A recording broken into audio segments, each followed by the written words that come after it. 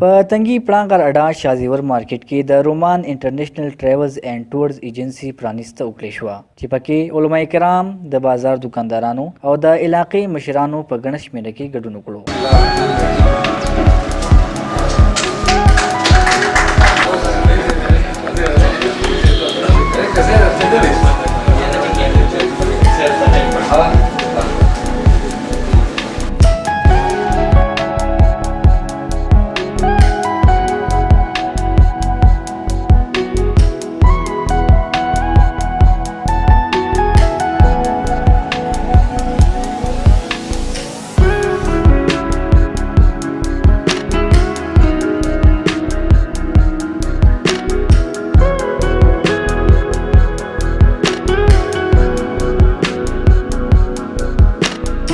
د رومان انټرنیشنل ټریولز اینڈ ټورز سټاف په خپلو خبرو کې وویل چې د ټریولز ایجنسی انعقاد عوامو ته په کم نرخ بهتر سهولیات ورکول دي. دا موږ د خپلو خلکو دپاره د سهولت دپاره کوله کړي.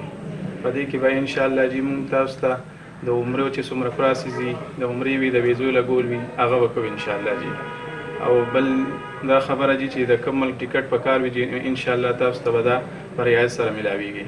هغوی زیاته کړه چې د عمره سروس سره سره د هر ملک ټیکټ زموږ نه ترلاسه کولی شي ولې چې رومان ټریولز اینڈ ټورز ایجنسی یو با اعتماده اداره ده. په دغه موقع د رومان ټریولز اینڈ ټورز ایجنسی چیف ایگزیکټیو رحمت الله او منیجینګ ډایریکټر شازیب د راغلي میلمنو شکریا ادا کړه. د کیمرامین اسد علي سره محمد صدیق تنګ